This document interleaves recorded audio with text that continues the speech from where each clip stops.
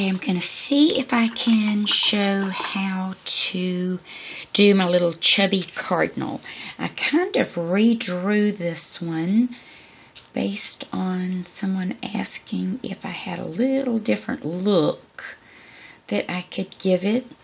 So I'm going to brush mix. Let's see if I can do this. I'm just brush mixing some different reds to lay a base coat of color on, and this is using acrylics on an ATC that's made from chipboard that I prepped with a coat of gesso and then some, I can't remember the color of acrylic paint. Gosh, y'all, I'm so bad with colors. Bleach sand. I just choose colors I like, so I go by the color on the bottle more than I do what it's actually called. And this is kind of a brush mixture that's got a little bit of, I think it's called cinnamon drop. I started using it after Linda Lover had posted that she was using it in some of her paintings. And I did seek that color out and actually just loved it, so I bought it. It's actually the color I like to mix with warm white to make my cheeks when I do my little snowman now.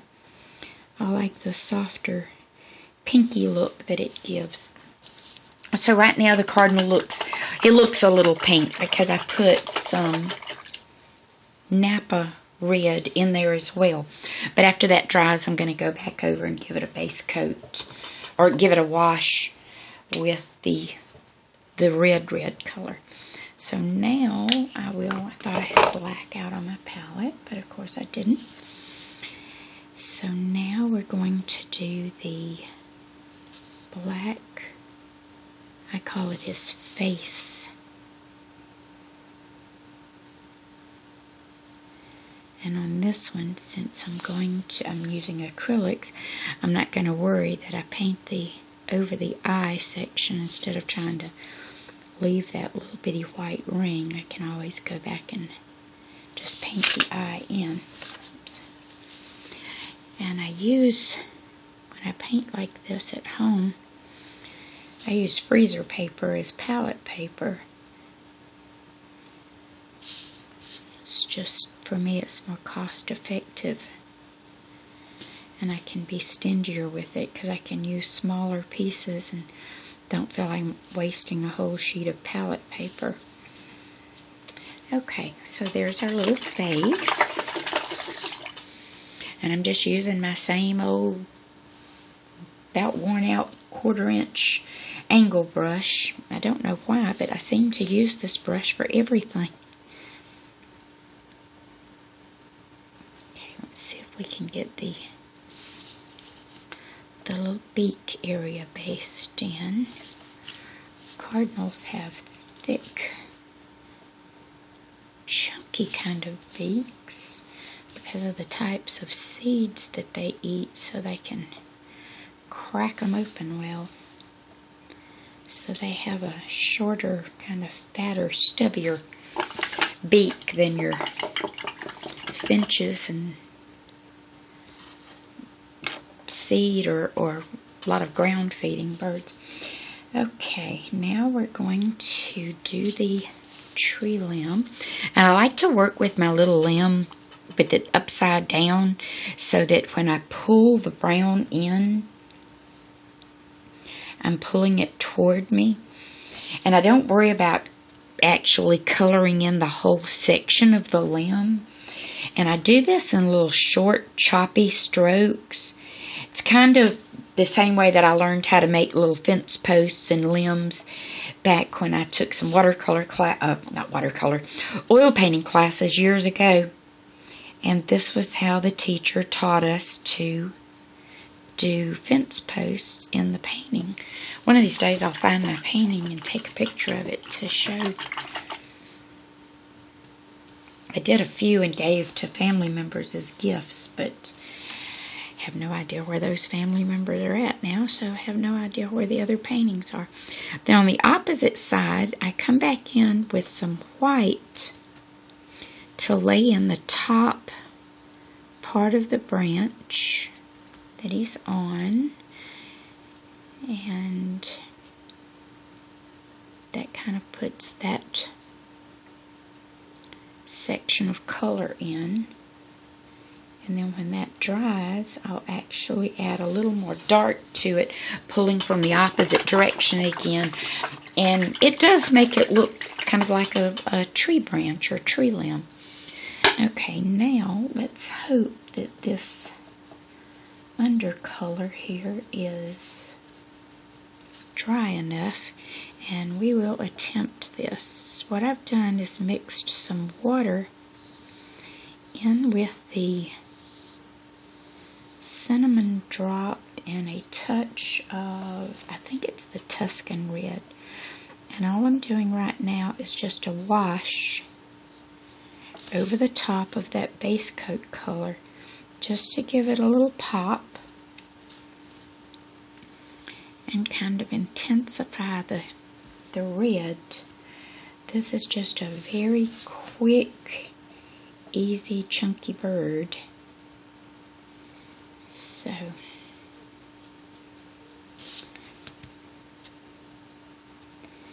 it's kind of a limited color palette, and actually doesn't take that terribly long to do him. Okay, so while that dries, I'm going to take some, what is that, Canyon Orange.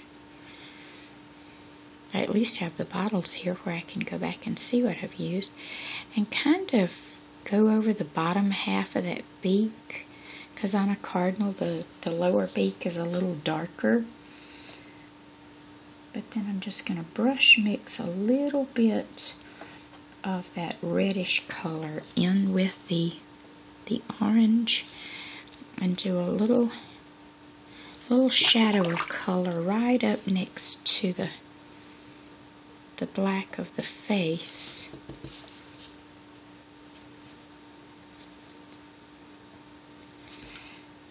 Okay, I think I have too much water on my brush, but that's okay. We'll just get some more paint and lay that back in.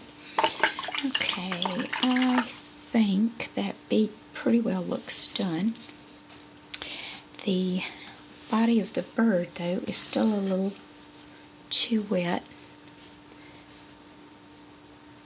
So I'm going to put the dark brown color back on the brush, and I like to kind of blot it. It's almost like a dry brush effect, and then pull some of that brown back up, just barely pulling it into that white, just to create the illusion that that's a round limb that he's on, and not a flat something or other, a flat piece of wood.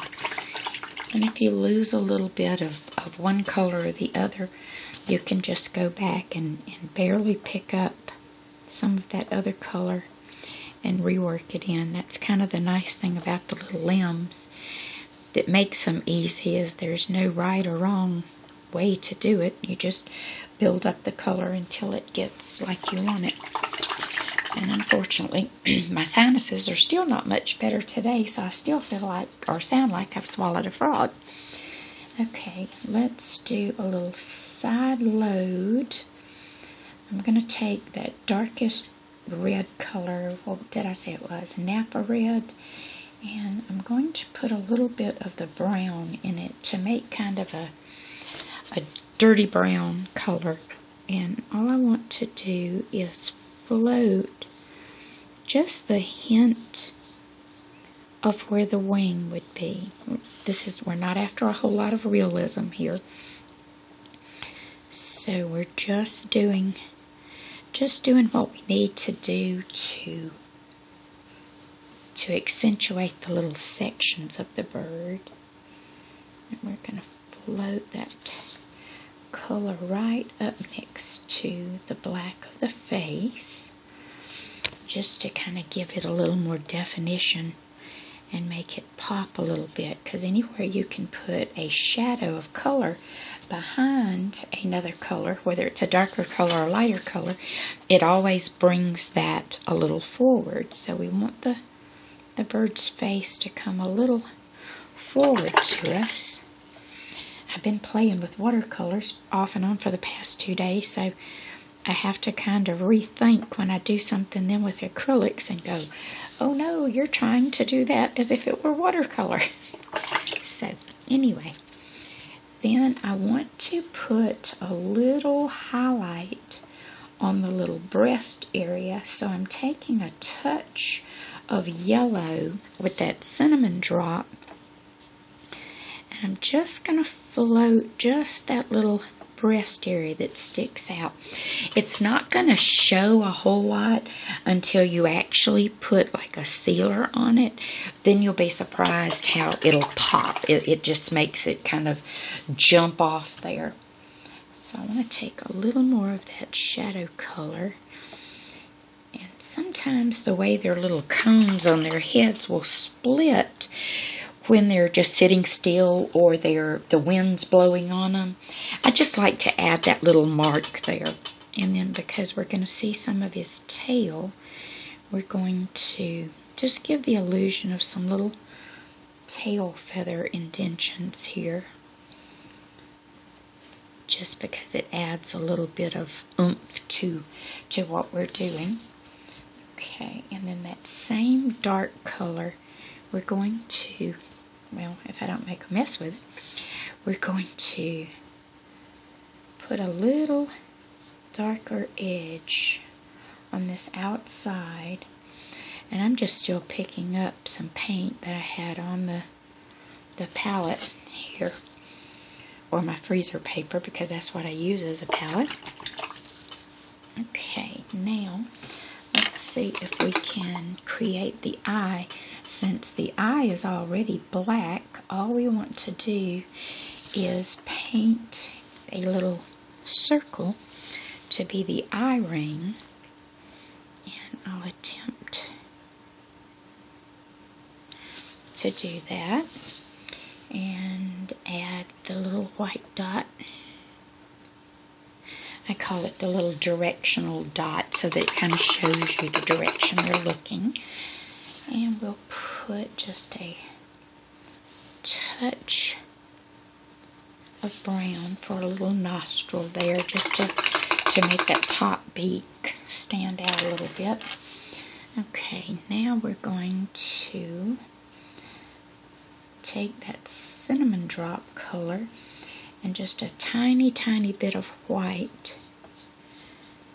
I don't want much, so sometimes I have to play with the color a little bit. I want a pinkish color, but I don't want it to be too pink. But I just want enough that it brings that wing forward a little bit with the highlight on the front of it. Let's see if this will...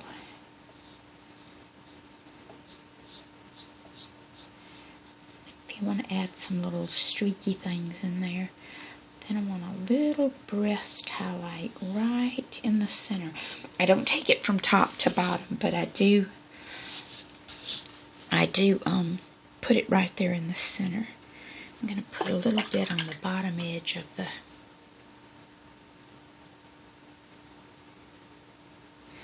the little tail feathers there. And basically, this is a done bird. The only other difference would be is if you want some sort of color around it, and you can do that a couple of different ways. I like to do it with a kind of a watercolory effect. Let me see if I can get some, I don't know why I didn't have any blue paint already out. We'll see if we can put some blue to mimic like that he's sitting on a limb and you're seeing the sky around him. And when I do this, I work with a little bit of water already on my surface, then water in the brush and very thin paint. And like I said, I'm not after a whole lot of realism. I'm just after the illusion that you're seeing the sky behind him. And if you want to, you don't have to bring the paint right up to the bird at first. You can leave you a little, I call it my safe zone. So you can always go back and fill that in. And you do have to work quickly when you do this so that you don't get little like gobs of paint in an area and then not be pleased with what you've got there. So I just kind of keep the brush moving and keep the watery thin paint moving.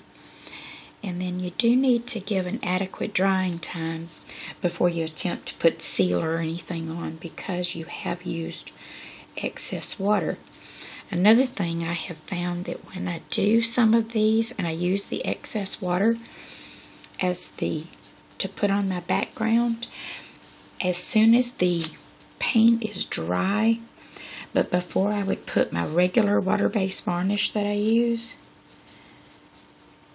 I kind of like that muted looking background, so we're going to call it done. Put a coat of matte medium on it, and it will, I'm not sure how the camera does this actually. Put a coat of matte medium, let it dry, then you can put your regular varnish on top of it, and it won't lift your thinner background paint. You still have to be careful when you do it, but I've just found that works for me. Okay, thanks for watching.